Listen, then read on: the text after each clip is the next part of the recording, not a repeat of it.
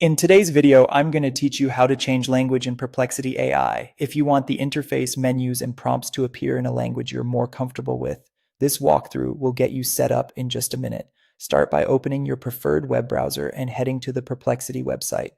Give the page a second to load so all the controls in the sidebar appear correctly. If you use Perplexity with an account, make sure you're signed in so your preference is saved across sessions. If you're browsing as a guest, the change may only apply to this device and browser.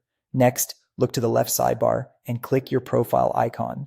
It's the small avatar button that opens your personal options. When that panel opens, keep an eye out for the language section. On some layouts, Perplexity places this right in the profile panel so you can change it immediately without going deeper into settings. If you can already see language there, you're in the right place. If you don't see it in the panel, that's okay. Click All Settings to open the full settings area. From there, choose Preferences. This is where Perplexity groups personalization controls that affect your overall experience.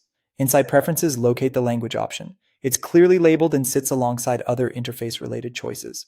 Now click Language to open the selector. You'll see a drop-down list of available languages. By default, Perplexity often follows your browser's language, which is why it may already look familiar. If you want something different, scroll through the list and choose the one you prefer. Languages typically appear in their own native names, which makes it easier to spot the right one. If you're switching to a language you're learning, remember you can always come back here and switch it back just as easily.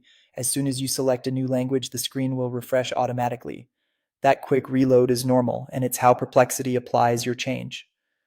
When the page comes back, the interface should immediately display in the language you picked, including menus, prompts, and most on-screen labels. If it doesn't update right away, a manual refresh usually resolves it. That's all there is to it.